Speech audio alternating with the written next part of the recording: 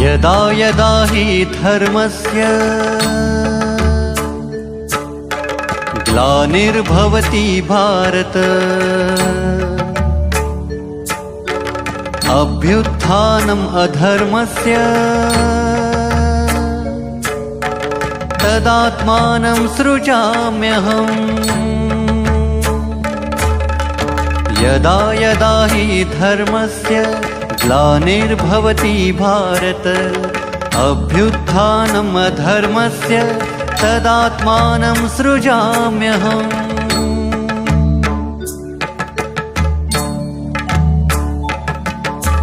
परित्राणाय साधूनां विनाशाय च दुष्कृतां धर्म संस्थापनार्थाय संभवामि युगे युगे। परित्राणाय साधूनां विनाशाय च दुष्कृतां धर्म संस्थापनार्थाय संभवामि युगे युगे।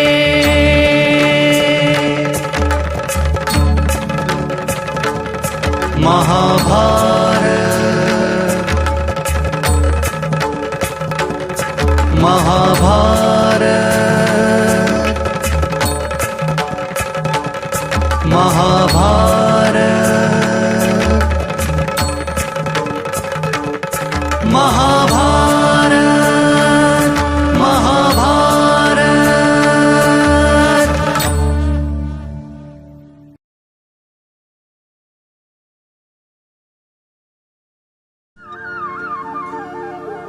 हस्तिनापूर नावाच्या नगरीमध्ये धृतराष्ट्र, पंडू आणि विदुर हे 3 भाऊ होते. या तिघांचेही पितामह भीष्मानी आपल्या पुत्राप्रमाणे पालन पोषण केलं. पंडू हा धनुर्विद्येत विशेष प्रवीण होता. धृतराष्ट्राचं शरीर सामर्थ्य अचाट होतं आणि विदुर मोठा ज्ञानी होता. पण धृतराष्ट्र हा अंध आणि विदुर हा दासीपुत्र. त्यामुळे हे दोघंही राज्यावर बसायला योग्य नाहीत. म्हणून मग भीष्मानी पंडूला राज्याभिषेक केला. गांधार देशाचा राजा सुबल याला गांधारी नावाची कन्या होती. तिच्याशी धृतराष्ट्राचा विवाह झाला. ही गांधारी श्रेष्ठ पतिव्रता होती. आपला पती जन्मांध आहे हे समजताच गांधारीनं मरेपर्यंत आपले डोळे वस्त्राच्या पट्टीनं बांधून ठेवले. कुंतीनं पंडूराजाला वरली. काही दिवसांनी भीष्मानी पंडूचं दुसरं लग्न करायचं ठरवलं आणि त्यासाठी माद्र देशाच्या राजाची बहीण माद्री हिच्याशी पंडूचा विवाह केला. मग भीष्मानी विदुराचंही लग्न केलं.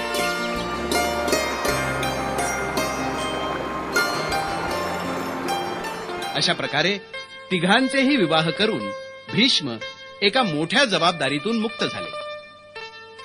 विवाहानंतर पंडूनं दिग्विजय करून अलोट संपत्ती आणली आणि ती धृतराष्ट्र, भीष्म आणि सत्यवती यांच्या स्वाधीन केली. दिग्विजयानंतर पंडू राजा कुंती आणि माद्री या आपल्या दोन्ही बायकांना घेऊन शिकारीसाठी म्हणून हिमालयाच्या अरण्यात जाऊन राहिला. यथाकाली गांधारी गर्भवती झाली. पण 2 वर्ष झाली तरी ती काही प्रसूत झाली नाही.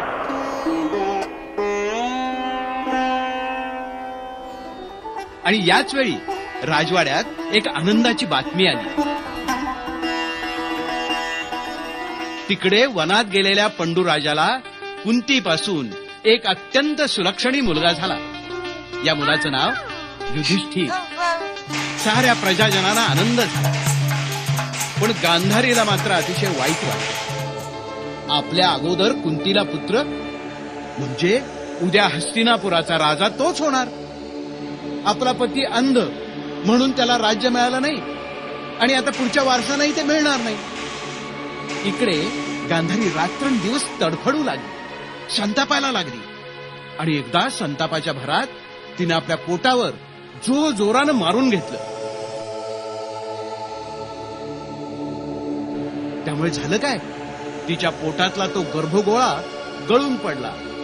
त्या गर्भगोळ्यात अंगठ्या एवढ्या आकाराचे 101 जीव होते. आपल्या अविचाराचा परिणाम काय झाला हे लक्षात येताच गांधारी दुःखाने वेडी होऊन आक्रोश करायला लागली. त्याच वेळी भगवान व्यास तिथे आले. सारा प्रकार त्यांच्या लक्षात आला. मग व्यासानी तुपानं भरलेली 101 कुंड आणवली.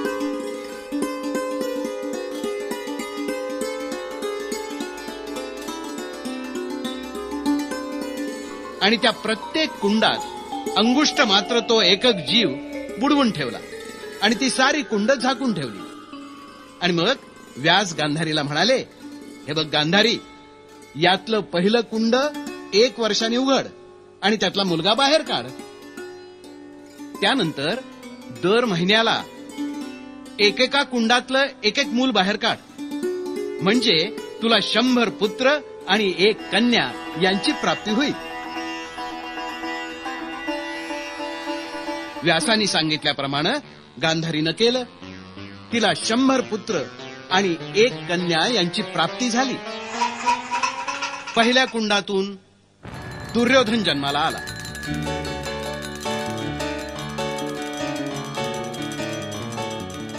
त्यावेळी सर्वत्र अपशकुन झाले. राजवाड्याच्या दारात गाढवं, गिधाड, कावळे, कोली भीषूर आवाजात ओरडू लागले. आगीचे लोळ उठले. प्रचंड वादळ झाले. दुर्योधनाच्या पाठोपाठ जन्माला आलेल्या धृतराष्ट्राच्या मुलांना कौरव असं म्हणतात. हस्तिनापुरात हे सारं घडलं. त्यावेळी पंडू राजा आपल्या 2 राण्यांच्या बरोबर हिमालयाच्या अरण्यात राहत होता. एक दिवस पंडू नेहमीप्रमाणे शिकारीसाठी फिरत असताना एक हरिण हरिणी बरोबर भटकत असलेला दिसला. पंडूनं एक बाण मारून त्या हरणाला जखमी केलं.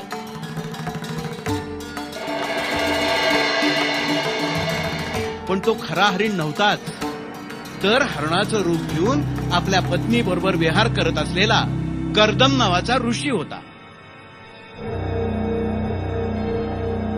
बाणाच्या आघातानं घायल झालेला तो हरिण मानवी भाषेत म्हणाला, राजा, मी माझ्या पत्नी बरोबर एकांतात फिरत असताना तू माझी शिकार केलीस. दैवही तुझी अशीच पारत करेल. असा शाप देऊन कर्दम ऋषींनी तळमळून पत्नीसह प्राण सोडला. या घटनेचा पंडूच्या मनावर फार परिणाम झाला. तो दिवसेंदिवस झुरायला लागला, उदास व्हायला लागला. आता नको हे राज्य, नको तो संसार, आता इथं अरण्यातच तपाचरण करत आयुष्य काढावं असा विचार करून त्यानं आपल्या 2 राण्यांना सारं काही सांगून त्यांना हस्तिनापुराला धृतराष्ट्राकडे परत जायला सांगितलं. परंतु त्यांनी पंडू बरोबर अरण्यातच राहून तपश्चर्या करायचं ठरवलं. तपाचरणाला प्रारंभ केला. पण तरी पंडूचं मन काही त्यात रमेना. मनाला शांती लाभेना. आपण कितीही तप केलं तरी आपण निपुत्रिक असल्यामुळं मृत्यूनंतर आपला वंश खंडित होणार या विचारानं पंडू अधिकाधिक दुःखी व्हायला लागला. पंडूच्या मनातली खंत ओळखून कुंतीनं आपल्या पूर्वायुष्यातलं एक रहस्य सांगायचा निश्चय केला. ती पंडूला म्हणाली, आजपर्यंत मी कुणालाही न सांगितलेलं एक रहस्य आता आपल्याला सांगते. मी दुर्वास मुनींची मनोभावे सेवा केली होती. त्यामुळे प्रसन्न झालेल्या त्यांनी मला काही मंत्र दिले आणि सांगितलं, या मंत्रांनी तू ज्या देवतेला आवाहन करशील ती देवता प्रगट होऊन तुला पुत्र देईल. आपली आज्ञा असेल तर मी मंत्रांनी देवतेला आवाहन करेन. कोणत्या देवतेला आवाहन करू ते सांगा. पंडूच्या सूचनेनुसार कुंतीनं मंत्र जपानं यमधर्माला आवाहन केलं. यमधर्म प्रगट झाला. त्याच्यापासून कुंतीला युधिष्ठिर हा पुत्र झाला.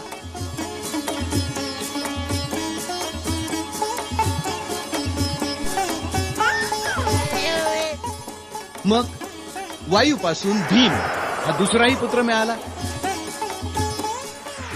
तो 10 दिवसाचा असतानाच कुंती त्याला घेऊन सूर्य मंदिरात दर्शनासाठी गेली. यानंतर लोकश्रेष्ठ पुत्र प्राप्तीसाठी कुंतीनं इंद्रदेवतेला आवाहन केलं आणि इंद्रदेवतेपासून कुंतीला अर्जुन हा तिसरा पुत्र मिळाला.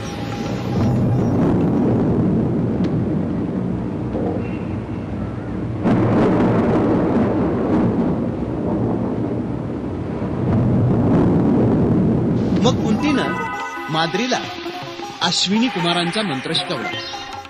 माद्रीनं त्या मंत्रानं अश्विनी कुमारांचं आवाहन केलं आणि त्यापासून माद्रीला नकुल आणि सहदेव असे 2 पुत्र मिळाले. युधिष्ठिर, भीम, अर्जुन, नकुल आणि सहदेव हे कुंती आणि माद्रीचे 5 पुत्र पुढे पांडव या नावाने प्रसिद्ध झाले. पंडू राजा दिवसेंदिवस अशक्त उदास होऊ लागला आणि अशाच अवस्थेत एक दिवस अचानक पंडूराजाचं प्राणोत्क्रमण झालं.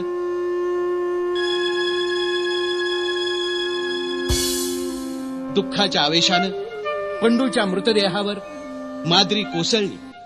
तिथेच तिचेही प्राण गेले. मग ऋषीमुनी, कुंती, 5 पांडव आणि पंडू माद्रीचे मृतदेह घेऊन सारेजण हस्तिनापुराला आले.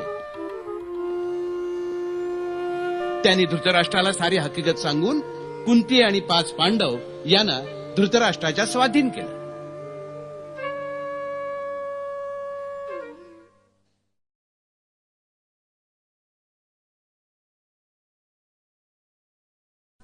बकासुराला भीमानं ठार मारलं आणि मग पांडव उत्तर दिशेकडे प्रवासाला निघाले.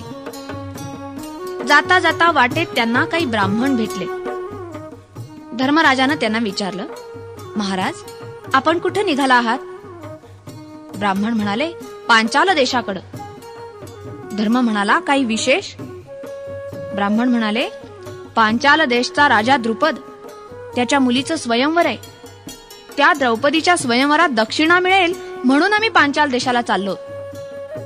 धर्म म्हणाला, द्रौपदी कोणाला वरील याची काही कल्पना आहे का? ब्राह्मण म्हणाले, महाराज, कल्पना कसली घेऊन बसला? तिच्या पित्यानं एक अवघड पण ठेवलाय, बाण मारण्याचा पण. तो पण जो जिंकील त्याला द्रौपदी मिळेल. अर्जुन त्यांचं हे बोलणं ऐकत होता. त्यानं विचार केला, बाण मारण्याचाच तर पण आहे ना, मग मी तो खात्रीनं जिंकीन. आपण स्वयंवराला गेलंच पाहिजे. कुंतीला आणि इतर 4 भावांना त्यांना आपला विचार सांगितला.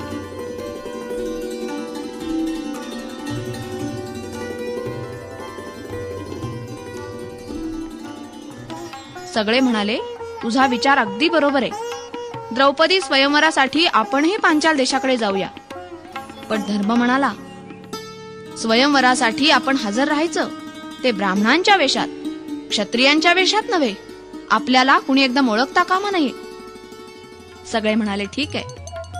मग सगळ्यांनी ब्राह्मणांचा वेश धारण केला आणि चालत चालत ते द्रुपदाच्या राजधानीत आले. एका कुंभाराच्या पडवीत ते उतरले. दुसऱ्या दिवशी स्वयंवर होतं. स्वयंवराचा मंडप भरला. देशोदेशीचे राजे, महाराजे, राजपुत्र तिथे आले होते. मंडपामध्ये डाव्या हाताला क्षत्रिय मंडळी आणि उजव्या हाताला ब्राह्मण मंडळी बसलेली होती. सगळा मंडप तोरणं, पताका, पडदे, झुमरं असं सगळं लावून अगदी छान सजवला होता. काम करणाऱ्या सेवकांची इकडे तिकडे लगबग चालली होती. इतक्यात द्रुपदाचा मुलगा धृष्टद्युम्न सभा मंडपात आला. त्याच्या पाठोपाठ राजकन्या द्रौपदी स्वयंवर मंडपात आली. तिच्याकडे पाहताच सगळी सभा दिपून गेली. तिचा भाऊ तिला राजे लोकांची माहिती सांगत होता.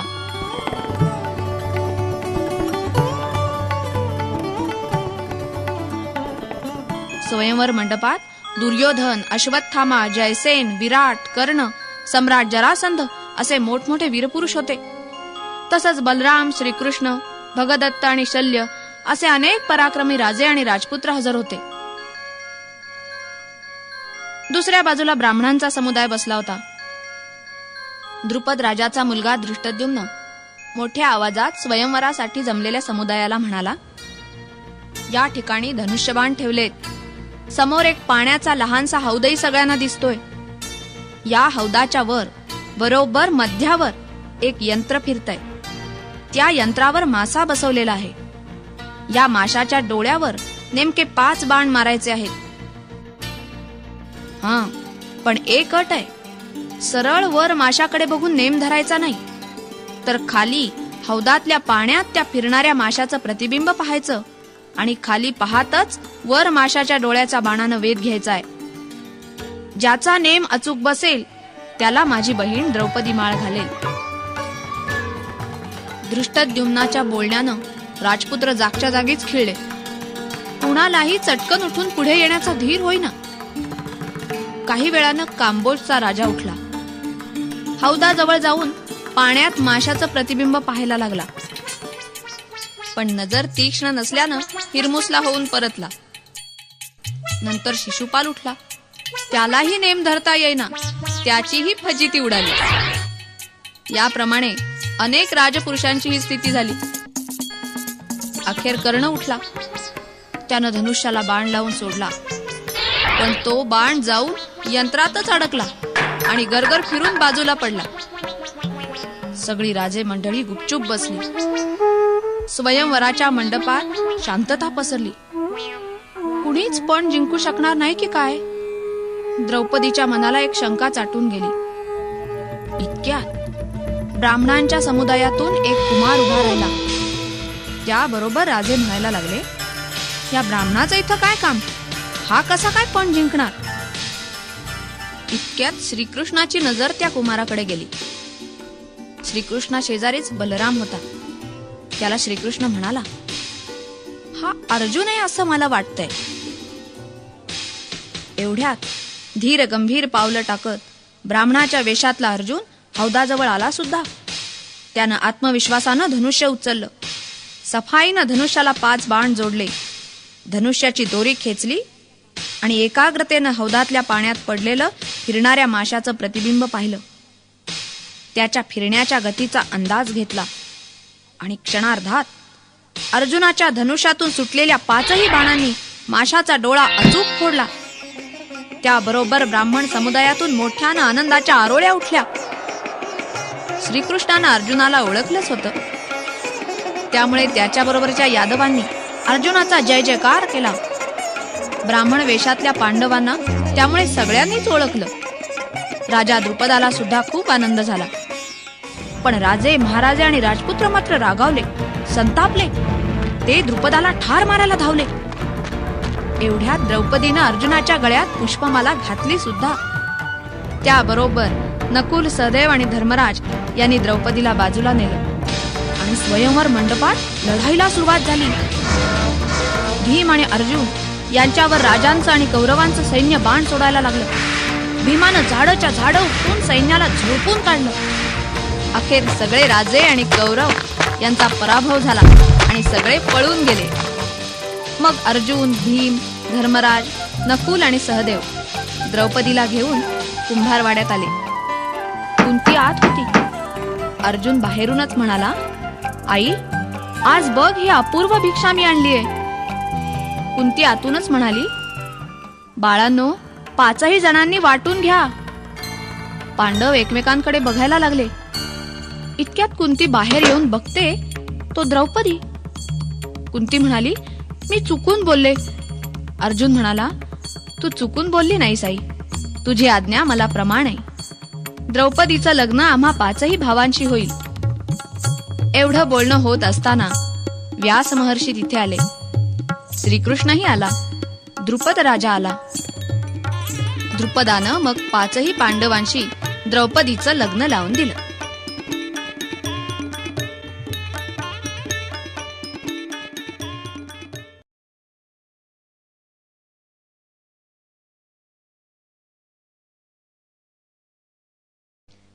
एकदा धर्मराजाला वाटलं की आपण राजसूय यज्ञ करावा. त्यानं ती इच्छा कृष्णाजवळ बोलून दाखवली. कृष्ण म्हणाला, राजसूय यज्ञ करणं वाटतं तितकं सोपं नाही. त्यासाठी सर्वप्रथम सगळ्या दिशांच्या सगळ्या राजांना जिंकलं पाहिजे. त्याशिवाय राजसूय यज्ञ करताच येणार नाही. पण त्यात एक मोठं संकट आहे, ते म्हणजे जरासंधाचं. धर्मराज म्हणाला, हा जरासंध कोण? कृष्ण म्हणाला, बृहद्रथ नावाचा एक राजा होता. त्याला 2 राण्या होत्या. त्या दोघी प्रसूत झाल्या. बघतात तो काय, प्रत्येकीला अर्ध शरीर असलेलं मूल झालं. तेव्हा त्या दोघींनीही ते दोन्ही तुकडे गुपचूप उकिरड्यावर नेऊन टाकले. त्याच वेळी जरा नावाची एक राक्षसी तिथून चालली होती. तिनं ते दोन्ही तुकडे एकत्र केले आणि एकमेकाला जोडले. तर काय, त्याचं एक जिवंत मूल झालं आणि ते रडायला लागलं.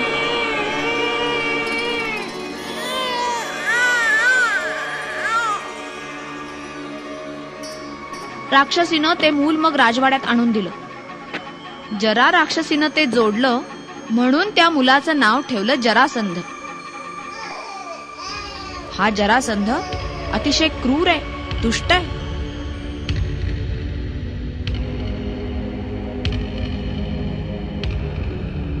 त्यानं 83 राजे आपल्या दावणीला बांधलेत. त्यांना तो गुरासारखं वागवतो, पाणी पाजायला नेतो, भिजवलेले हरभरे खायला घालतो. या दुष्ट जरासंधाला तुम्ही मारलं तर तुमचा जय होईल.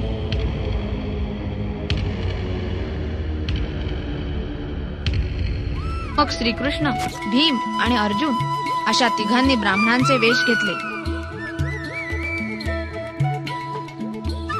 आणि ते निघाले जरासंधाच्या मगध देशाकडे. आणि मग ते मगधाच्या राजधानी जवळ आले. राजधानी जवळ एक जयस्तंभ होता. त्यांनी काय केलं, मुद्दामच हा जयस्तंभ मोडून टाकला.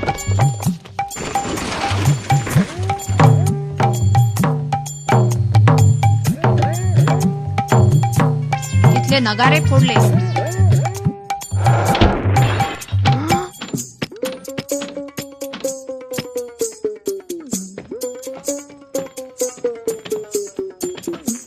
माळ्याकडून फुलांच्या माळा हिसकावून घेतल्या आणि ते राजवाड्यात घुसले. जरासंध राजवाड्यात होता. त्यानं विचारलं, तुम्हाला काय हवंय? तुम्ही ब्राह्मण असून असं का वागताय? कृष्णानं उत्तर दिलं, माझ्या बरोबरच्या या दोघांना आता मौन व्रत आहे. हे काही बोलणार नाहीत आता. रात्रीच आम्ही तुमच्याशी बोलू. रात्री जरासंध त्यांच्याकडे गेला. तेव्हा श्रीकृष्ण, भीम आणि अर्जुन यांनी ब्राह्मणांचे वेश उतरवून ठेवले होते. जरासंधानं कृष्णाला लगेच ओळखलं. भीम आणि अर्जुनाच्या दंडावरचे वण त्याला दिसले.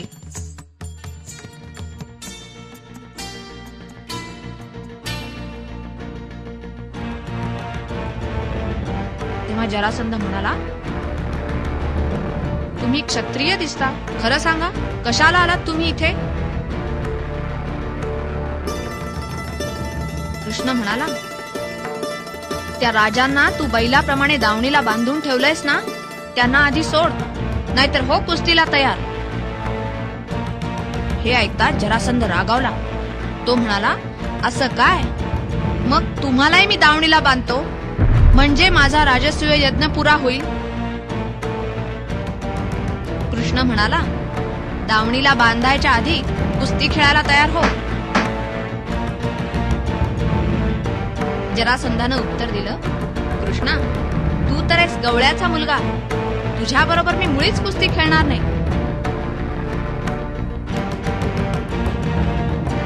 आणि हा अर्जुन, हा तर फक्त धनुष्यबाणच चालवतो, याच्या बरोबरही मी कुस्ती खेळणार नाही.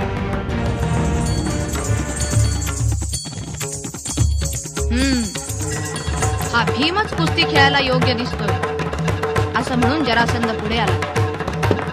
जरासंधानं भीमाचं मनगट पकडलं आणि उजवा हात त्याच्या मानेभोवती टाकला. त्यानं कराकरा दात चावले आणि भीमाच्या छातीवर गुडघा मारला.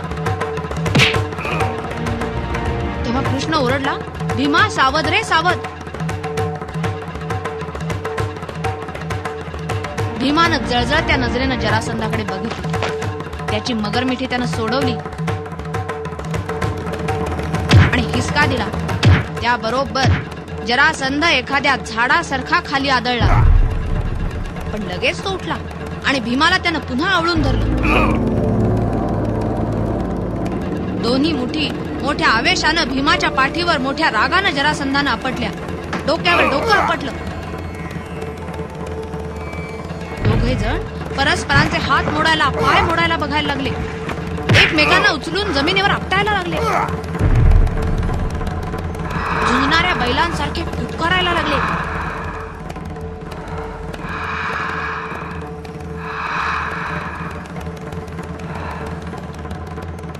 रात्री भीमानं जरासंधाच्या शरीराचे 2 तुकडे केले. काय आश्चर्य, आपोआप ते तुकडे जवळ आले आणि पुन्हा एकत्र सांधले गेले आणि जरासंध जिवंत झाला. जिवंत झालेला जरासंध भीमावर पुन्हा धावून आला.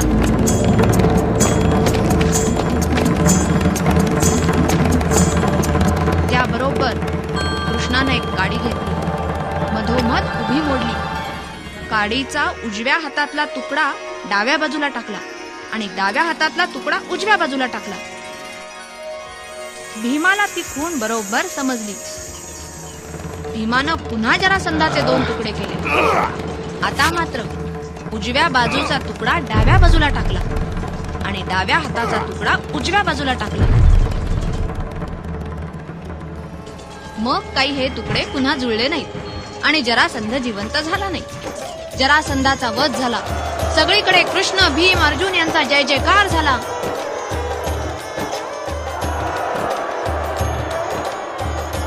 सगळ्या राजांना जरासंधाच्या बंदिवासातनं मुक्त केलं. जरासंधाचा अडथळा दूर झाला आणि धर्मराजाचा राजसूय यज्ञ निर्विघ्नपणे पार पडला.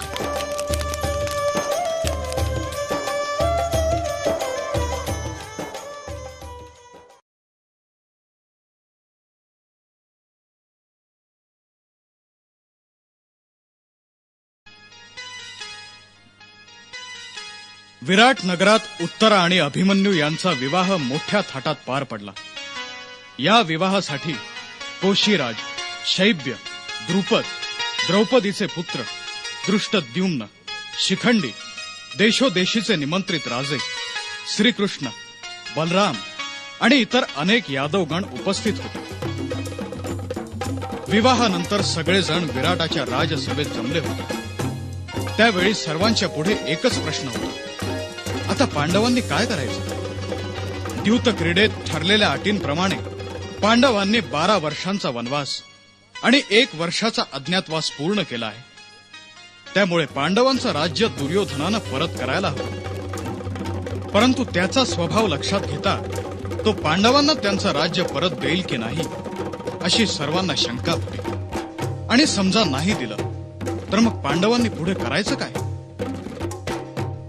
ही चर्चा चाललेली असताना श्रीकृष्णानं दुर्योधनानं पांडवांवर कसा अत्याचार केला, वनवासात त्यांना कसं छळलं, या सगळ्याचं दुःखद वर्णन केलं. त्यावेळी सर्व सभाजनांना उद्देशून श्रीकृष्ण म्हणाला, पांडव आपल्या शक्तीनं, आपल्या हिमतीनं मिळवलेलं राज्य मागतायत.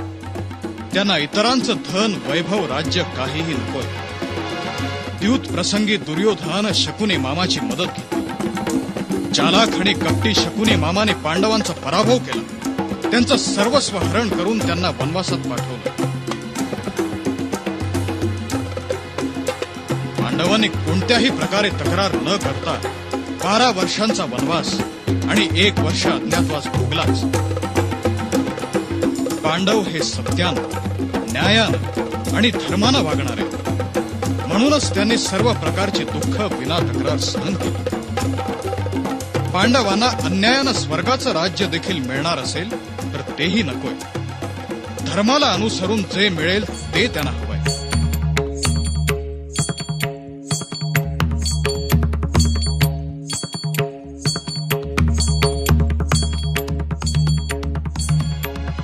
पण दुर्योधनाच्या मनात काय आहे हे काही समजत नाही. तो सरळ मार्गानं पांडवांना त्यांचं राज्य देईल असं मला वाटत नाही.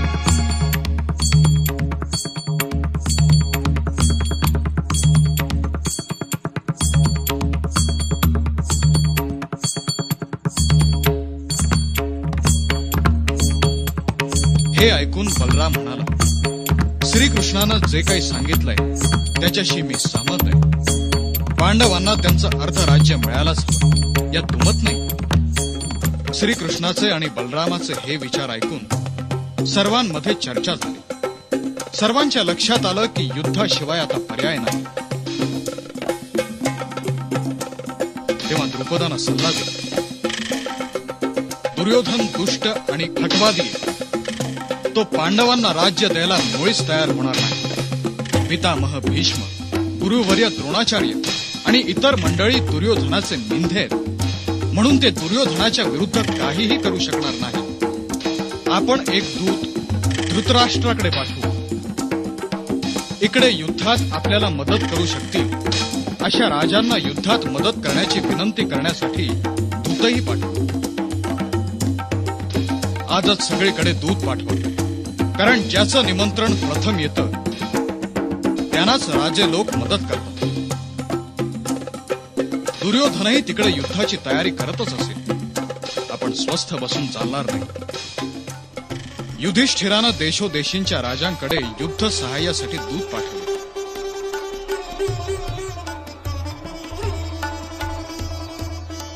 द्रुपदानं सुद्धा आपल्या पुरोहिताला धृतराष्ट्राकडे दूत म्हणून पाठवलं. या युद्धात श्रीकृष्णाची आपल्याला मदत मिळावी म्हणून अर्जुन स्वतः द्वारकेला गेला.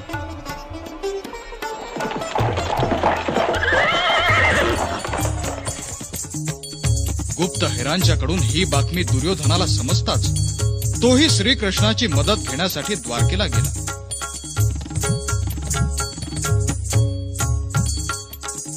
दोघेही एकाच वेळी एकाच दिवशी तिथे आले.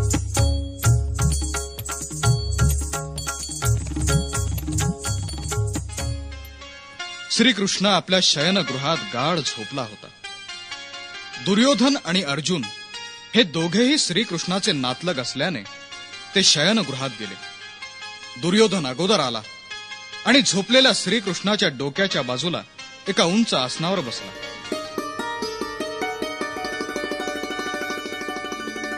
थोड्या वेळानं अर्जुन तिथे आला आणि तो श्रीकृष्णाच्या पायाजवळ हात जोडून बसला. थोड्या वेळानं श्रीकृष्ण जागा झाला. त्यानं प्रथम अर्जुनाला पाहिलं आणि नंतर दुर्योधनाला. श्रीकृष्णानं स्मित हास्य करून दोघांचंही स्वागत केलं आणि येण्याचं कारण विचारलं.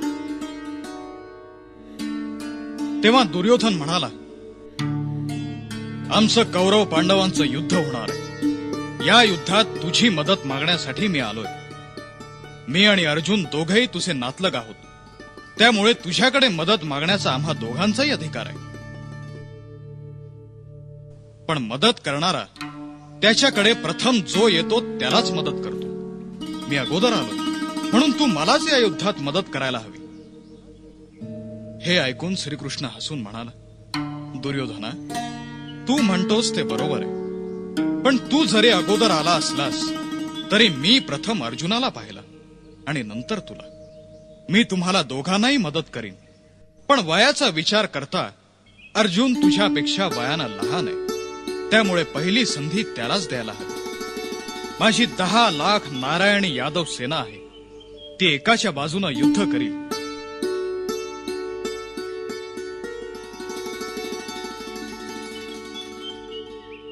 आणि मी हाती शस्त्र न घेता दुसऱ्या बाजूला.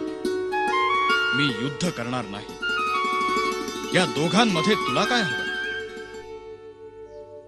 माझी सेना की हाती शस्त्र न धरणारा, युद्ध न करणारा मी? कसलाही विचार न करता अर्जुन म्हणाला, माधवा, माधवा, मला फक्त तूच हवायस. दुर्योधनाला श्रीकृष्णाची सेना मिळाली. दुर्योधनाला खूप आनंद झाला. अर्जुनानं यादव सेना मागून घेतली असती तर आपण निशस्त्र युद्ध न करणाऱ्या श्रीकृष्णाला घेऊन काय केलं असतं. पण अर्जुन मूर्ख निघाला. त्यानं निशस्त्र श्रीकृष्णाला मागून घेतलं आणि आपल्याला सैन्य मिळालं. आपण सर्व दृष्टीनं श्रेष्ठ वरचढ ठरलो. आता विजय आपलाच आहे असा विचार करत करत दुर्योधन आनंदित झाला. दुर्योधन निघून गेल्यावर श्रीकृष्णानं अर्जुनाला विचारलं, पार्था, तू माझं सैन्य न मागता मलाच का मागितलंस? तेव्हा अर्जुन म्हणाला, श्रीकृष्णा, तुझ्या यादव सेनेचा मला काय उपयोग, कारण मी एकटाच कौरव सेनेचा वध करायला समर्थ आहे. पण माधवा, जिकडे तू आहेस तिकडेच यश, कीर्ती आणि नीती आहे. म्हणूनच मी तुला मागून घेतलं. तू युद्धात माझं सारथ्य करावं अशी माझी फार पूर्वीपासूनची इच्छा आहे. ती या युद्धाच्या निमित्तानं पूर्ण होईल. हे ऐकून श्रीकृष्णाला परमानंद झाला.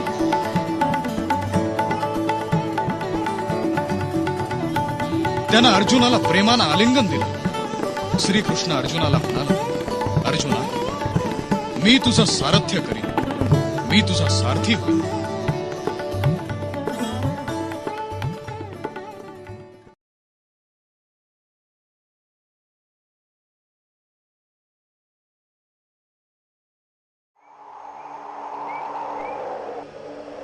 ही वनवासातल्या दिवसांमधली गोष्ट आहे. एकदा काय झालं, एकाएकी खूप वादळाला सुरुवात झाली. त्यावेळी एक सुंदर कमळ ईशान्य दिशेकडून उडत उडत आलं आणि आश्रमाजवळ येऊन पडलं.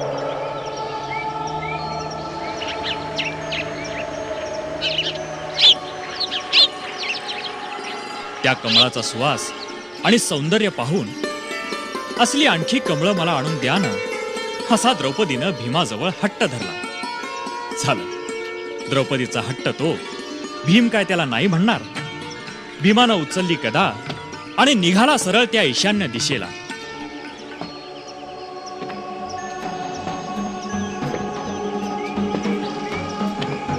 मार्ग जात होता. भीमाला पाहताच वाघ, सिंह असे इतर प्राणी गर्जना करून त्याच्या अंगावर येऊ लागले. पण भीम काय त्या प्राण्यांना घाबरणार थोडीच होता. एकेका फटक्यात तो त्या प्राण्यांचा संहार करू लागला आणि पुढे निघाला. इतक्यात पाण्यानं भिजलेले पक्षी पाहून जवळच कुठेतरी ते सरोवर असावं असं त्याला वाटायला लागलं. त्याच वेळी त्याला एक प्रचंड गर्जना ऐकू आली. भीमानं समोर पाहिलं तो काय, त्याला एक म्हातारं वानर बसलेलं दिसलं. तो झोपल्यासारखा पडून होता. तेव्हा भीमानं त्याला मोठ्यांदा हाक मारली. जागा झालेला तो वानर आपली झोपमोड करणाऱ्या भीमाकडे बघून दात विचकवू लागला. त्याला दोष देऊ लागला. वानर भीमाला म्हणाला, हा देवलोकाचा मार्ग आहे. सिद्धी प्राप्त केल्याशिवाय या मार्गानं जाता येत नाही. तेव्हा तू आलास तसाच परत जा, नाहीतर फुकट मरशील. भीमाला त्याच्या शक्तीचा गर्व होता. त्यानं काही त्या वानराच्या बोलण्याकडे लक्षच दिलं नाही. उलट भीमानं त्याला आपलं नाव, गाव आणि आपण कसे पराक्रमी आहोत ह्याची माहिती दिली. पण वानरावर त्याचा काहीच परिणाम झालेला भीमाला दिसला नाही. ए माकडा, उठ माझ्या वाटेवरून. ए अरे, असं काय बघतोयस माझ्याकडे, वाट सोड म्हटलं ना. असं भीमानं त्याला दरडावलं. तेव्हा तो वानर म्हणाला, बाबा रे, मी आता म्हातारा झालोय आणि हल्ली आजारी पण असतो. मला उठवत नाही रे. ए तू असं कर ना, मला ओलांडून जा, किंवा माझं हे शेपूट आहे ना ते जरा बाजूला कर आणि मग जा. भीम म्हणाला, इतकंच ना, तुझी शेपूट बाजूला करणंच सोयीचं वाटतं. असं म्हणून भीम शेपूट उचलायला लागला. पण शेपूट जरा सुद्धा उचलताच येईना. भीमानं आता दोन्ही हातांनी शेपूट उचलायचा प्रयत्न सुरू केला. इकडे ते वानर गालातल्या गालात हसत होतं आणि भीमाची मजा बघत होतं. सारे प्रयत्न फुकट गेले. भीमाची ताकद अपुरी पडायला लागली. आता मात्र भीम लज्जित झाला. तो म्हणाला, वानर राजा, आपण कोण ते कृपा करून सांगाल का? तेव्हा वानर म्हणाला, मी मारुती आहे. समुद्र ओलांडून रावणाची लंका जाळणारा तो मीच. मग मारुतीनं भीमाला संपूर्ण रामायण सांगितलं आणि आपलं प्रचंड रूप दाखवून मारुती भीमाला म्हणाला, हा देव मार्ग आहे. या मार्गानं मनुष्याला जायला परवानगी नाही. तुला कोणी शाप देऊ नये म्हणूनच मी तुझा मार्ग रोखला. भीमा, आता तू परत जा. हे बघ, तुला जर कुबेर सरोवराकडे जायचंच असेल तर या दुसऱ्या मार्गाने जा. असं सांगून मारुती गुप्त झाला.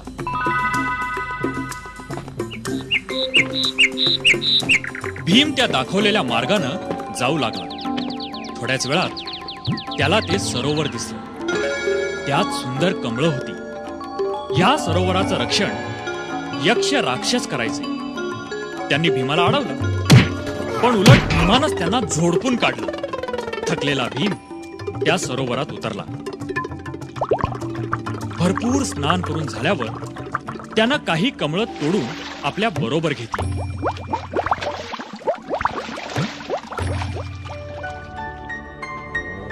आश्रमात परतल्यावर त्यानं ती कमळं द्रौपदीला दिली. द्रौपदीला खूप आनंद झाला. मग एकदा काय झालं, पांडवांवर एक मोठं संकट आलं. जटासूर नावाचा एक राक्षस ब्राह्मणाचं रूप घेऊन पांडवांच्या बरोबर आलेल्या ब्राह्मणात मिसळला. त्यावेळेला नेमकं काय झालं, घटोत्कच आणि भीम हे दोघंही शिकारीला गेले होते. जटासुराला पण हीच संधी हवी होती. त्यानं अक्राळ विक्राळ रूप घेतलं.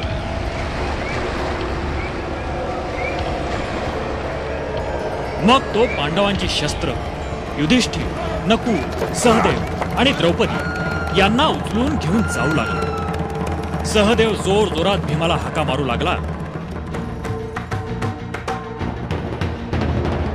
तेवढ्यात युधिष्ठिरानं आपलं शरीर इतकं जड केलं की जटासुराला पळताच येईना. तेवढ्यात भीम आपली भली मोठी गदा गरा गरा फिरवत आला. भीमानं जटासुराला मारायला सुरुवात केली. दोघांचं तुंबळ युद्ध झालं आणि त्यात जटासूर ठार झाला. पांडवांचा प्रवास अखंड सुरूच होता.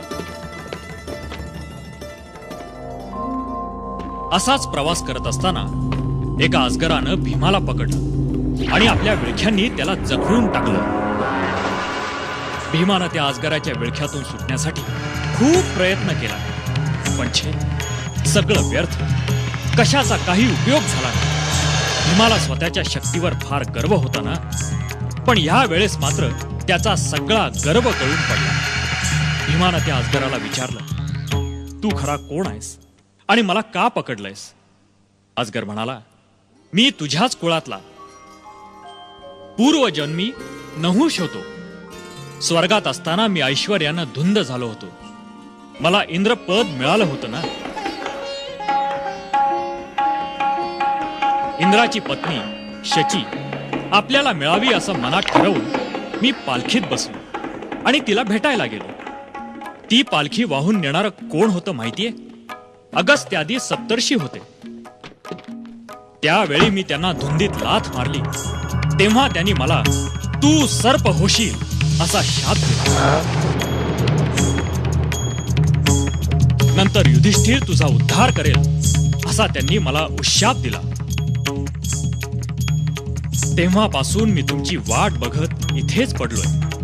असं म्हणून त्या अजगरानं भीमाला आणखी आवळायला सुरुवात केली. इकडे भीम कुठे दिसत नाही, म्हणून युधिष्ठिर त्याला शोधायला म्हणून नेमका तिथंच आला.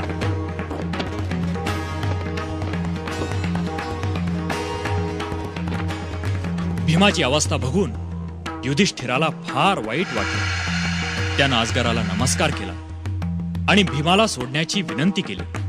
ती लगेच अजगरानं मान्यही केली.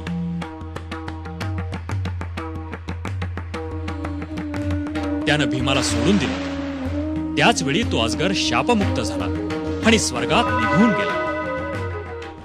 त्यानंतर पांडव काम्यक वनाकडे जाण्यासाठी निघाले. प्रवास करत करत ते द्वैत वनात आले. तिथे मग काही दिवस त्यांनी मुक्काम केला.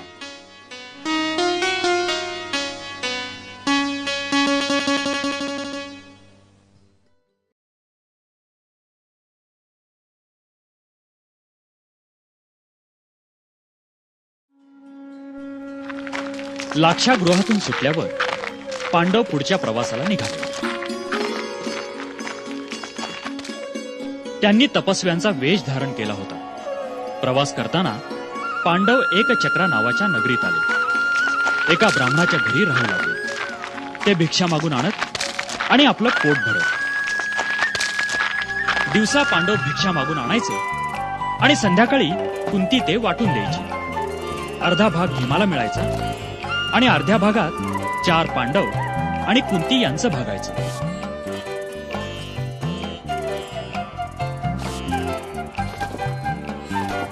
एक दिवस काय झालं, कुंती आणि भीम घरातच होते. इतर चौघे भिक्षेसाठी गेले होते. एकाएकी त्या ब्राह्मणाच्या घरातून रडण्याचा आवाज आला. कुंतीनं जाऊन विचारलं. तेव्हा तो ब्राह्मण कुंतीला म्हणाला, या नगरीच्या बाहेर बकासूर नावाचा एक राक्षस राहतो. तो या नगरीतल्या लोकांना फार त्रास देतो. त्रास होऊ नये म्हणून त्याला दररोज 1 गाडाभर अन्न, 2 रेडे आणि 1 मनुष्य खायला देण्याचं सगळ्या गावानं मान्य केलंय. रोज एका घरानं त्याला हे द्यायचं असतं. आता ती पाळी आमच्यावर आलीय. मी गरीब आहे. उद्या राक्षसाच्या तोंडी मला जावं लागणार म्हणून घरातली सगळीजण रडतायत. कुंतीला वाईट वाटलं. ती म्हणाली, आम्ही तुमच्या घरी राहतो. आम्ही तुम्हाला मदत करतो. माझी मुलं सामान्य नाहीत. त्यांनी आजपर्यंत अनेक राक्षसांना मारलंय. बकासूरच काय, पण कुठलाही राक्षस माझ्या मुलांपुढे टिकूच शकणार नाही. तुम्ही काळजी करू नका. उद्या सकाळी गाडाभर अन्न, 2 रेडे घेऊन या. माझा मुलगा भीम बकासुराकडे जाईल. ब्राह्मणाला अतिशय आनंद झाला. कुंती घरी आली. भीमाला सगळी हकीकत सांगितली. तेव्हा भीमानं आनंदानं उडीच मारली. उद्या आपल्याला राक्षसाबरोबर कुस्ती खेळायला मिळणार या कल्पनेनं त्याला फार आनंद झाला.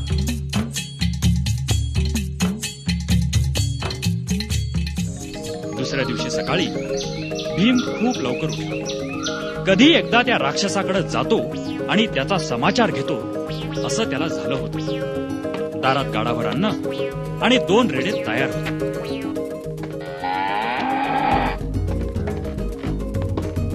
भीम तो गाडा घेऊन राक्षसाकडे निघाला. गाड्यातील सुग्रास अन्नाच्या वासानं भीमाच्या तोंडाला पाणी सुटायला लागले.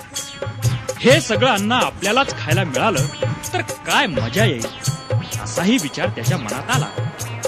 वाटेत एक नदी लागली. त्या नदीच्या पलीकडं अरण्य होतं. तिथे बकासूर राहायचा. भीमानं गाडा थांबवला. भर दुपारची वेळ. भीमाला तर सपाटून भूक लागली होती.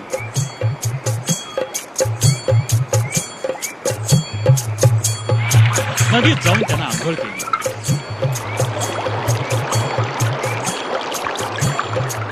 गाड्याला जुंपलेले रेडे सोडले. त्यांना गावाकडे दिलं हाकलून. आणि मग भीमानं त्या बकासुराला 3-4 वेळा मोठ्यांदा हाक मारली. मग गाड्यातील सारं अन्न बाहेर काढलं आणि त्यावर येथेच ताव मारायला सुरुवात केली. खूप दिवसात इतकं सुग्रास अन्न त्याला मिळालंच नव्हतं. त्यामुळे तो त्या अन्नावर अगदी तुटून पडला. थोड्या वेळानं तो बकासूर टाण टाण पाय आपटत तिथं आला. बकासुराला मोठं आश्चर्य वाटलं. अरे नेहमी गाड्या बरोबर येणारा माणूस मरणाच्या भीतीनं अगदी थरथरत असतो, आणि हा माणूस तर माझ्याच अन्नावर अगदी यथेच्छ ताव मारत बसलाय. आणि 2 रेडे कुठे दिसत नाहीत. अरे च्या, का तेही यानं खाल्ले? बकासुराला आला राग. त्यानं प्रचंड आरोळी ठोकली, पण भीमानं त्याच्याकडे मुळीच लक्ष दिलं नाही. तो आपला सपासप अन्न खात बसला. मग बकासूर अधिकच चिडला आणि तो भीमाच्या पाठीवर जोर जोरानं ठोसे मारायला लागला. भीमाला त्यानं काहीही झालं नाही. तो हसत हसत म्हणाला, छान, मार.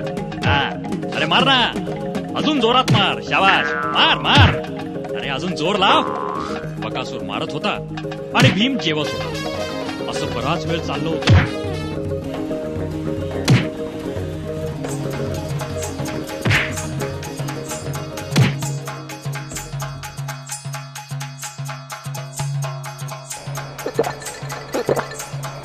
भीमानं ते गाडाभर अन्न खाऊन खस्त केलं, गटागटा पाणी प्यायला आणि एक जोरात ढेकर दिली. मग मात्र त्यानं उठून एकदम बकासुरावर हल्ला चढवला. दोघांची जोरात कुस्ती सुरू झाली. मग भीमानं एक प्रचंड वृक्ष उपटला आणि त्यानं तो बकासुराला झोडायला लागला. मग भीमानं पुन्हा त्याच्याशी कुस्ती सुरू केली.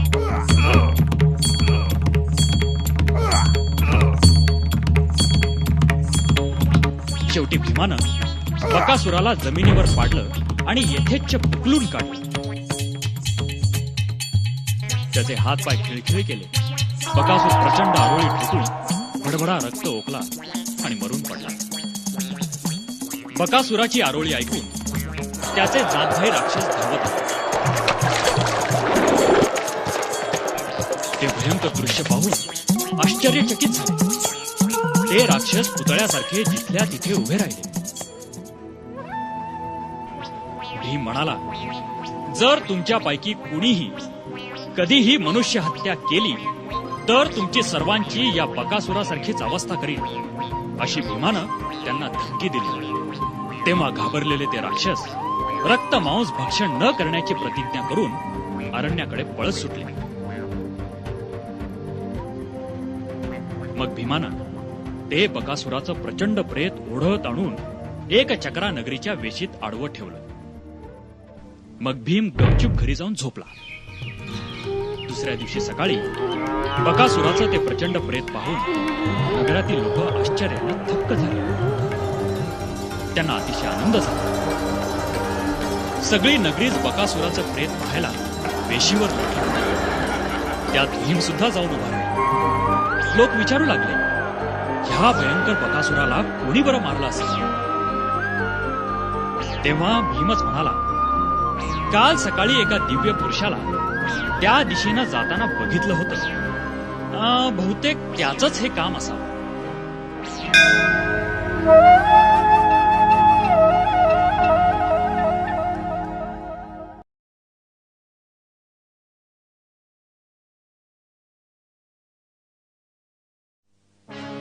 एकदा काय झालं, दुर्योधन, दुःशासन, कर्ण आणि शकुनी या चांडाळ चौकडीनं एक बेत आखला. कौरव सेना, दास राण्या असा मोठा लवाजमा घेऊन ते द्वैत बनत आले. तिथे त्यांनी शिकार केली आणि मग सरोवरामध्ये जलक्रीडा करायची असा दुर्योधनानं बेत आखला. या सरोवराजवळच पांडव राहत होते. आपल्या आधी आपल्या सेवकांना त्यानं सरोवराकडे पाठवून दिलं. सरोवरावर जलक्रीडा करण्यासाठी गंधर्वांचा राजा चित्रसेन आधीच तिथे आला होता.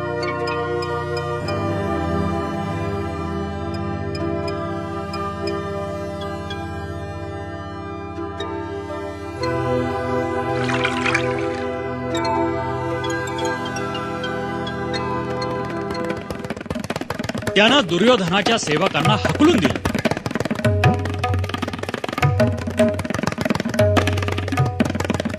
दुर्योधनाला हे समजलं. त्याला अतिशय राग आला आणि त्यानं गंधर्वांशी युद्ध सुरू केलं.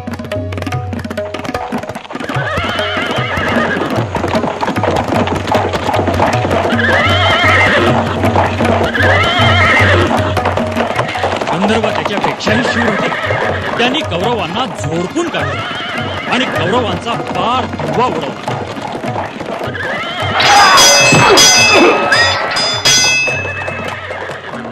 शेवटी चित्रसेनानं दुर्योधन आणि इतर कौरव आणि त्यांच्या बायका यांना कैद केले आणि विजयाचा जल्लोष करत जायला लागले.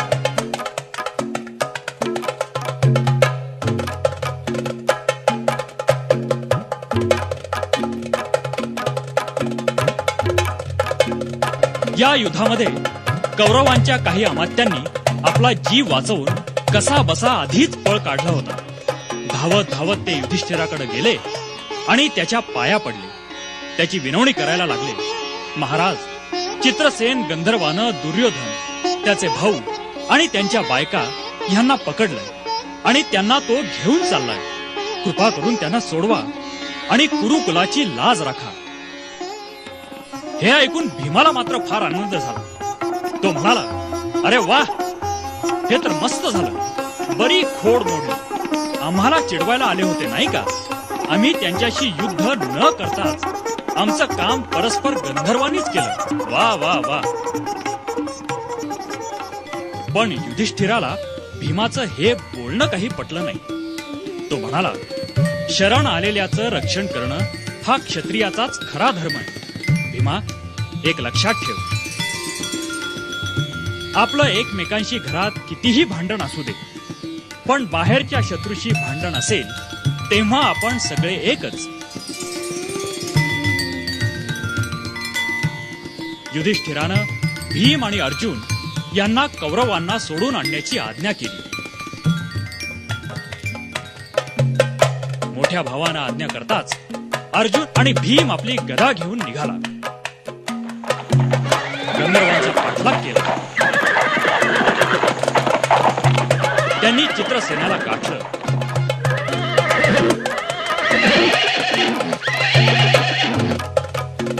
अर्जुन म्हणाला, तू पकडलेल्या माझ्या सर्व बांधवांना सोडून दे. पण चित्रसेन काही केल्या ऐकेना. तेव्हा त्यानं चित्रसेनाशी घनघोर युद्ध केलं. अनेक गंधर्व ठार झाले.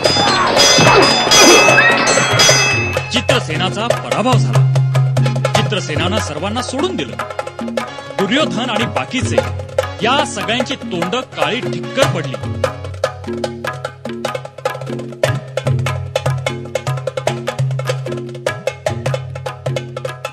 दुर्योधन मान खाली घालून उभा राहिला. पण युधिष्ठिरानं त्याला प्रेमानं समजावलं, दुर्योधना, असलं वाईट काम कधी करू नकोस. त्यात तुला सुख मिळणार नाही. तू आणि तुझे भाऊ आता सुखानं घरी जा.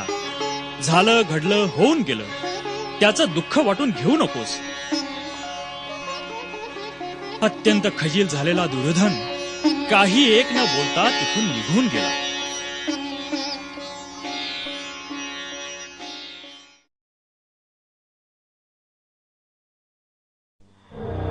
युद्धाला आता खऱ्या अर्थानं तोंड फुटलं होतं. एक दिवस दुर्योधन द्रोणाचार्यांना म्हणाला, आचार्य, आमचा सर्वनाश व्हावा हीच तुमची इच्छा दिसते.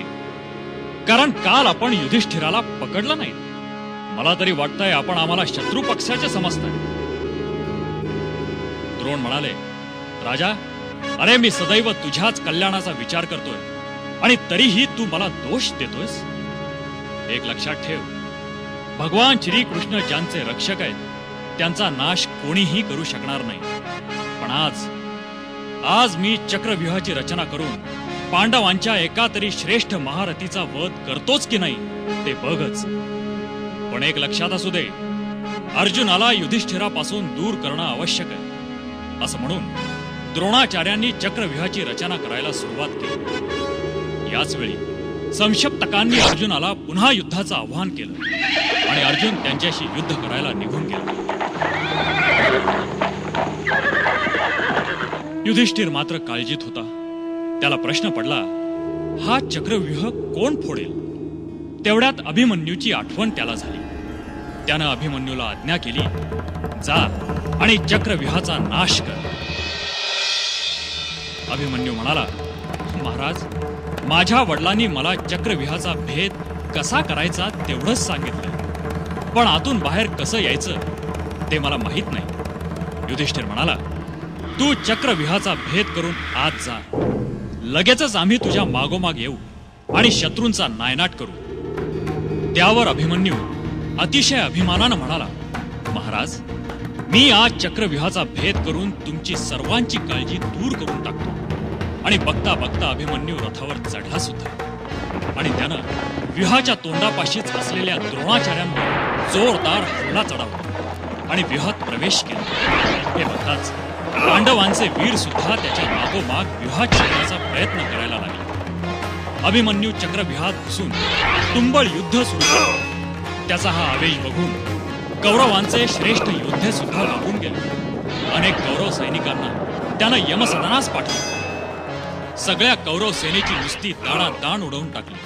सैन्य वाट पडेल तिकडे पळायला लागले, पण स्वतःच्या चक्रव्यूहात अडकायला सुद्धा लागले. दुर्योधनाला हा प्रकार बघवेना. शेवटी तोच अभिमन्यूच्या समोर आला. त्याच्या मदतीसाठी द्रोण, शकुनी, बृहद्बल, शल्य असे कौरवही पुढे सरसावले. त्यांना बघताच अभिमन्यूनं धूमनाद केला आणि काय आश्चर्य, जो तो जिथल्या तिथे नुसता उभा राहिला. कुणाचं काहीच चालेना.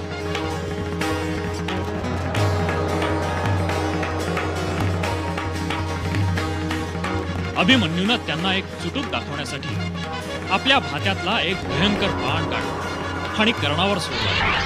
तो बाण कर्णाचं कवच फोडून पृथ्वीत घुसला आणि मग अभिमन्यूनं बाण मारण्याचा जो काही सपाटा सुरू केला की बस. त्याच्याकडे बघत प्रत्येक जण हाच विचार करायला लागला, हा एवढा छोटासा मुलगा बाण काढतो केव्हा आणि सोडतो केव्हा. अभिमन्यूचं ते शौर्य, धैर्य पाहून द्रोणाचार्यांना राहवलं नाही.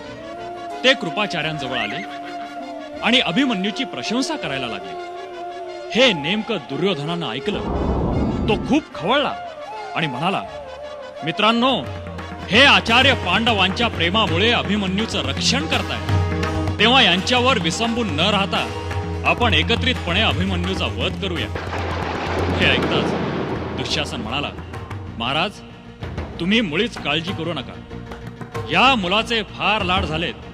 आता मलाच या अभिमन्यूला ठार करावं लागणार आहे. असं म्हणून दुःशासन अभिमन्यूवर धावून गेला. आपल्यावर चाल करून येत असलेल्या दुःशासनाला बघताच अभिमन्यूचा राग मस्तकाला भिडला.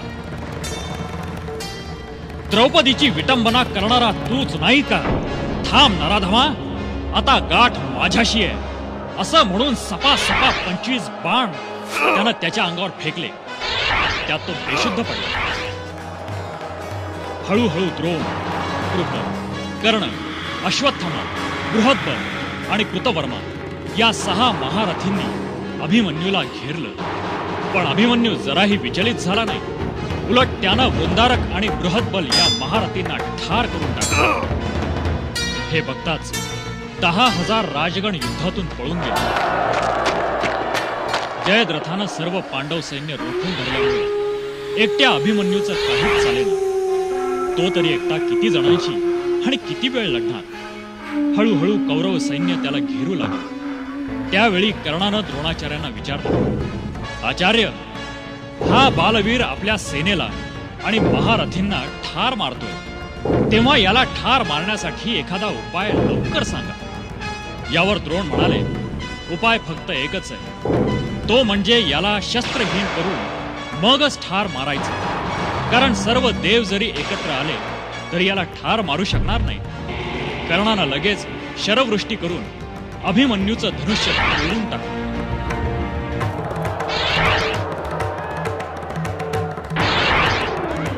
भोजान रथाचे घोडे ठार केले. कृपाचार्यांनी एकाएकी बाल अभिमन्यूवर एकदम हल्ला केला.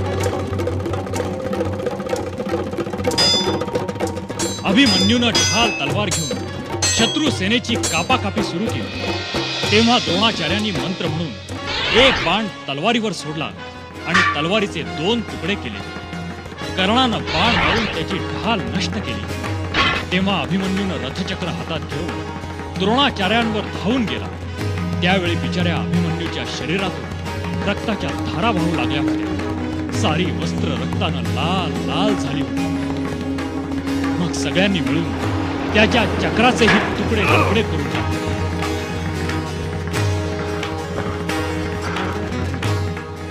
मग अभिमन्यूनं हातात गदा घेतली आणि तो अश्वत्थाम्यावर तुटून पडला. जोरदार गदा युद्ध झालं. अश्वत्थामाला कळून चुकलं की आता माझं काही खरं नाही आणि तो पळून गेला. मग दुःशासनाचा पुत्र गदा घेऊन अभिमन्यूवर तुटून पडला. खऱ्या बिचारा एकाकी अभिमन्यू. अगोदरच तो इतका थकला होता. आता त्याच्यानं नीट गदाही फिरवली जात नव्हती. तरीही सगळं बळ एकवटून तो दुःशासन पुत्राशी गदायुद्ध करू लागला. दोघही एकमेकांवर गदा प्रहार करून बेशुद्ध पडले.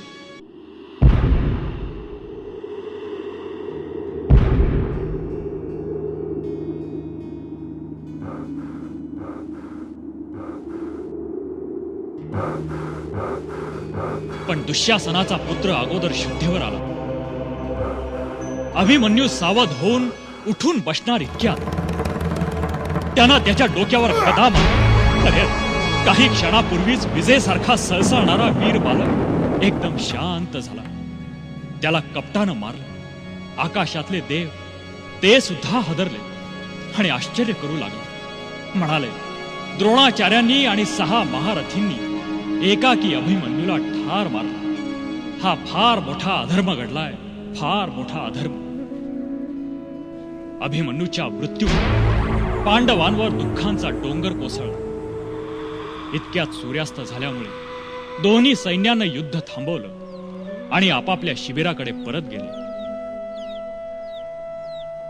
अभिमन्यूचा वध झाल्यामुळे पांडवांच्या शिबिरात सर्वजण अत्यंत शोकाकुल झाले होते. अर्जुन थोड्याच वेळात परत येईल. त्याला ही दुःखद बातमी कशी सांगायची हाच प्रश्न सगळ्यांसमोर होता. थोड्या वेळानं अर्जुन युद्ध करून परत आला. तो काय बघतो, प्रत्येकाचे चेहरे पडलेले. त्यानं प्रश्न केला, आज तुम्ही इतके दुःखी का? माझा अभिमन्यू कुठे? माझा अभिमन्यू मला दाखवा, नाही तर मी माझे प्राण देईन, माझे प्राण देईन. अर्जुनाला उत्तर देण्याचं धाडस कोणातच होईना. शेवटी मन घट्ट करून कातर आवाजात युधिष्ठिरानं सगळा वृत्तांत अर्जुनाला सांगितला. हे ऐकून अर्जुनाला खूप वाईट वाटलं. आपल्या अभिमन्यूच्या वधाला जयद्रथच कारणीभूत आहे हे लक्षात येताच अर्जुन अतिशय क्रुद्ध झाला. तो सर्वांना उद्देशून म्हणाला, वीरांनो, मी प्रतिज्ञा करतो, उद्या सूर्यास्ताच्या आत मी जयद्रथाचा वध केला नाही तर मला ब्रह्महत्येचं पाप लागून मी नरक यातना भोगेन. उद्या सूर्यास्ताच्या आत जयद्रथाचा वध झाला नाही तर मी चिताग्नीत प्रवेश करीन.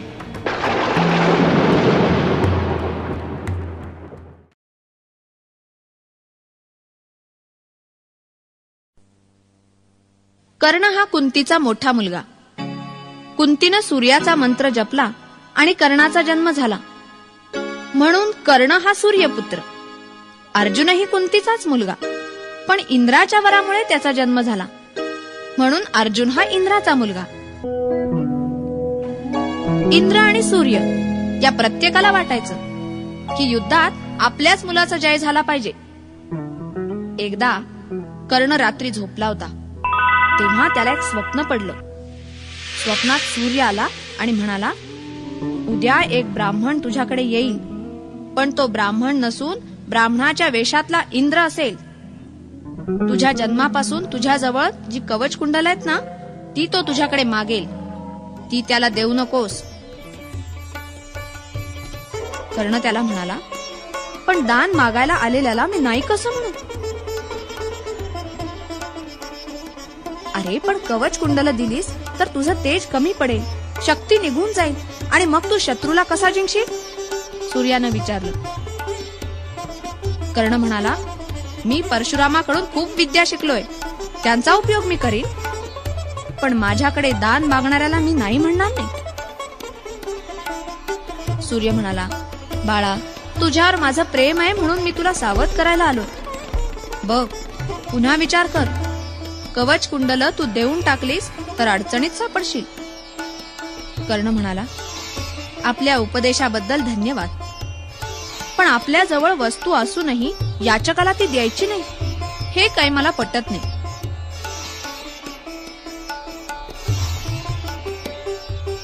सूर्याचा इलाजच चालेना. ठीक आहे, तुझी मर्जी, असं म्हणून सूर्य निघून गेला. कर्ण झोपेतनं एकदम जागा झाला. स्वप्न संपलं होतं.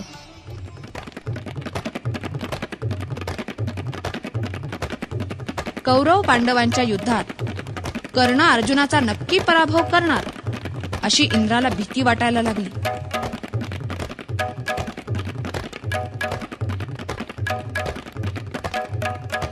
मग त्याने एक युक्ती केली. इंद्राला कर्णाचा उदार स्वभाव माहिती होता. ब्राह्मणाचा वेश घेऊन एक दिवस तो कर्णाकडे आला. कर्णाच्या दारी येऊन ब्राह्मण म्हणतो कसा, कर्णा, मला भिक्षा हवी आहे.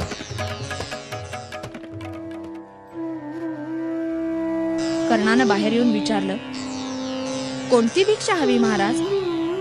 तुम्हाला मुलाच्या मुंजीसाठी 100 सुवर्ण मुद्रा देऊ, की मुलीच्या लग्नासाठी 1000 सुवर्ण मुद्रा देऊ, की तुम्हाला गायी हव्यात? कर्णाचा हा प्रश्न ऐकून कपटीपणानं इंद्र म्हणाला, मला दुसरी कोणतीही भिक्षा नको.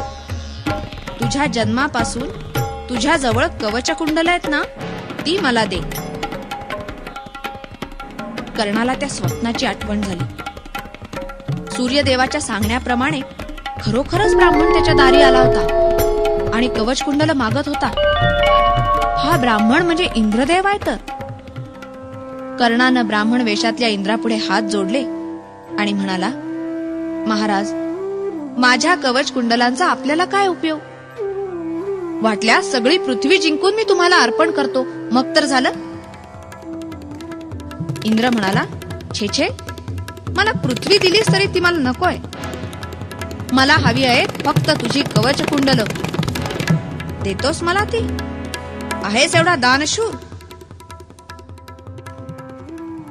कर्णानं इंद्रदेवाकडे एक वार बघितलं आणि म्हणाला, आपण इंद्रदेव आहात. आपण माझ्याकडे माझी कवच कुंडल मागितलीत. मी धन्य झालो. ही घ्या महाराज.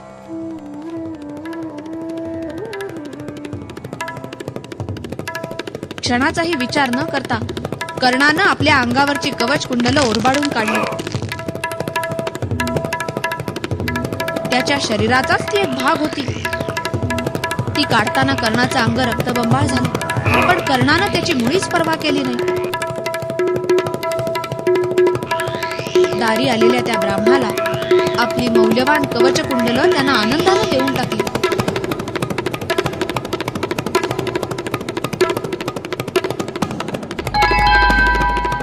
इंद्रही आश्चर्यचकित झाला. तो कर्णाला म्हणाला, सूर्यानं स्वप्नात येऊन तुला माझ्याबद्दल सगळं सांगितलं होतं, पण तरीही दान करताना तू मागे सरला नाहीस. तू धन्य आहेस.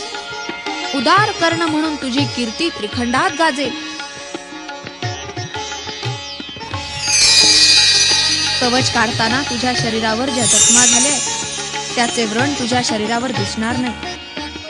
मी तुला वासवी नावाची शक्ती देतो.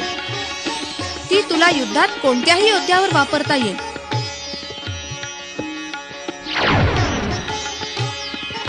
याशिवाय तुला आणखी काही हवं असेल तर माग.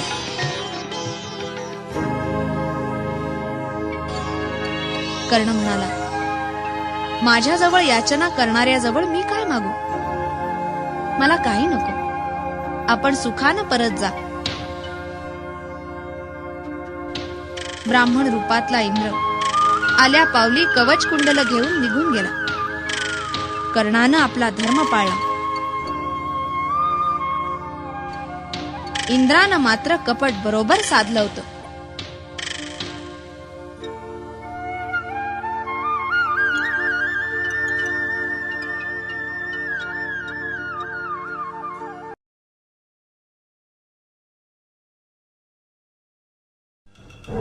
युद्धाच्या 17व्या दिवशी श्रीकृष्ण अर्जुनाला म्हणाला, पार्था, कर्णच सर्व अनर्थाचं मूळ आहे.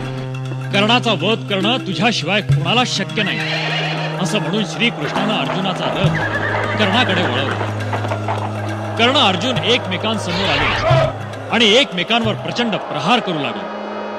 कौरव कर्णाला अर्जुनाचा वध करण्यासाठी भडकवत होते.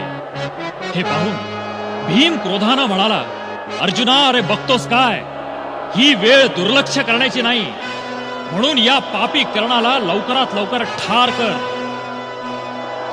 अर्जुन म्हणाला, केशवा, आता मी विश्व कल्याण आणि कर्णवध करण्यासाठी ब्रह्मास्त्राचा प्रयोग करणार आहे.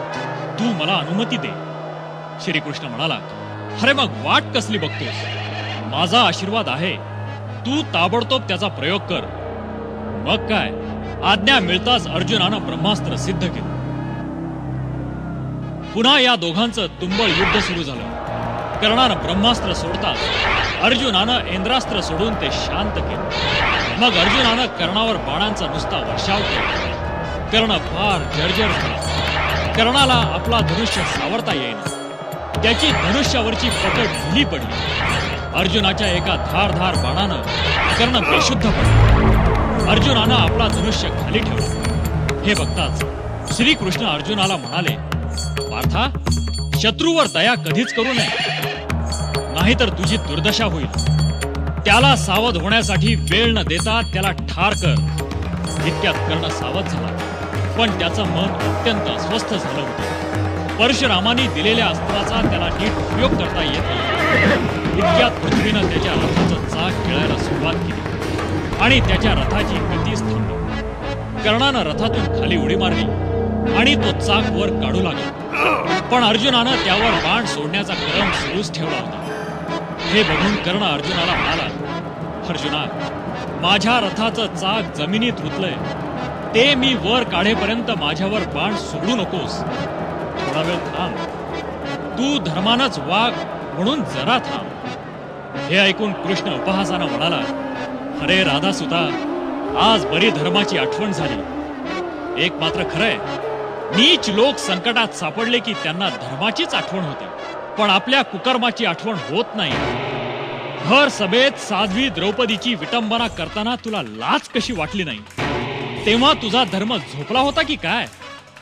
लाक्षागृहात पांडवांना जाळून टाकण्याचं कुटील कारस्थान रचलं तेव्हा राधासुता, अरे तुझा धर्म कुठं गेला होता? तुझ्या सारख्या नीचावर दया करणं हाच मोठा अधर्म ठरेल. आता तू धर्म धर्म म्हणून कितीही ओरडलास तरी कोणीही तुझे प्राण वाचवू शकणार नाही. तू अर्जुनाला धर्म शिकवतोस काय? पण अर्जुनाला धर्म चांगला समजतो, समजलं? या क्षणी तुला ठार मारणं हाच अर्जुनाचा धर्म आहे. मग श्रीकृष्ण अर्जुनाला म्हणाले, अर्जुना, हा कर्ण रथावर चढण्यापूर्वीच याला ठार मार.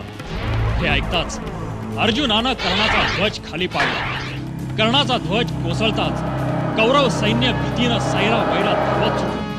मग अर्जुनानं एक वज्रतुल्य तेजस्वी बाण गांडीव धनुष्यावर चढवला.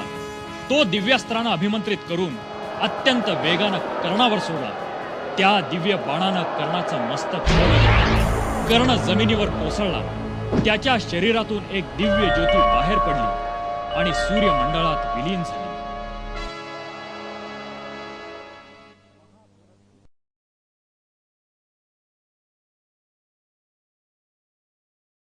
कुरुक्षेत्रावर कौरव पांडवांचं सैन्य जमलं. कौरवांचं 18 अक्षौहिणी सैन्य तर पांडवांचं 7 अक्षौहिणी.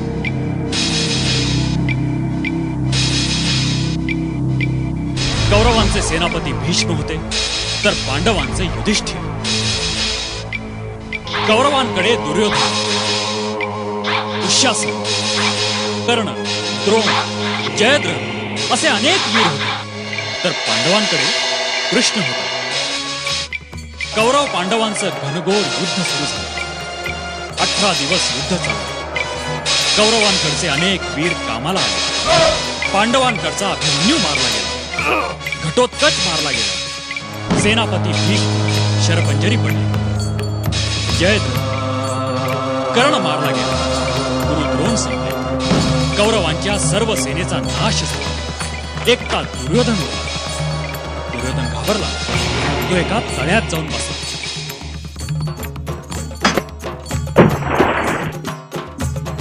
पांडव दुर्योधनाचा शोध करत तळ्याजवळ आले. युधिष्ठिरानं दुर्योधनाला तळ्याच्या बाहेर यायला सांगितलं. युधिष्ठिर म्हणाला, लढाईत पराभव झाल्यावर भित्र्यासारखा लपून काय बसतोस? अरे कुठे तुझा गर्व? दुर्योधन चिडला, तळ्यातून बाहेर आला. त्यानं हातातली गदा गरगर फिरवायला सुरुवात केली आणि तो जोरानं ओरडला, मी कुणाशीही युद्ध करायला तयार आहे. भीमाला हेच हवं होतं. भीम हातात गदा घेऊन पुढे आला. म्हणाला, मीच या नराधमाला ठार करणार आहे. याच्या मांडीचे तुकडे तुकडे करण्याची प्रतिज्ञा मी केली आहे, मी. आणि ती प्रतिज्ञा मीच पूर्ण करणार. भीम आणि दुर्योधनाच्या युद्धाला सुरुवात झाली. दोघांनी एकमेकांवर प्रचंड प्रहार केले.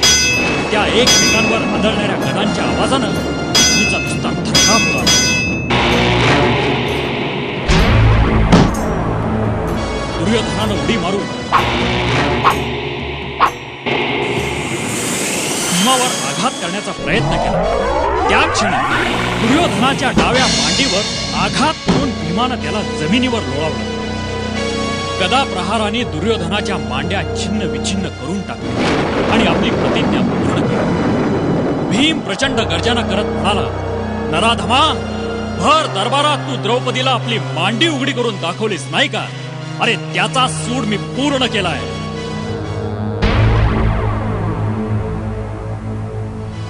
दुर्योधनाच्या मृत्यूनं पांडवांचा पूर्ण जय झाला.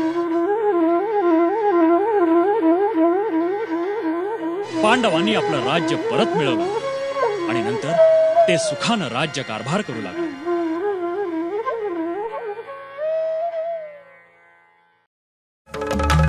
यदा यदा हि धर्मस्य ग्लानिर्भवति भारत अभ्युत्थानम् अधर्मस्य तदात्मानं सृजाम्यहम्. यदा यदा हि धर्मस्य ग्लानिर्भवति भारत अभ्युत्थानम् अधर्मस्य तदात्मानं सृजाम्यहम्.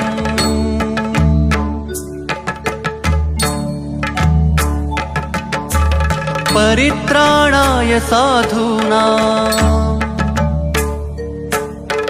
विनाशाय च दुष्कृतां धर्म संस्थापनार्थाय संभवामि युगे युगे. परित्राणाय साधूनां विनाशाय च दुष्कृतां धर्म संस्थापनार्थाय संभवामि युगे युगे.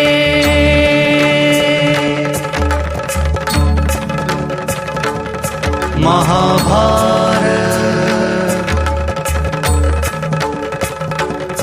महाभारत महाभारत महाभारत महाभारत.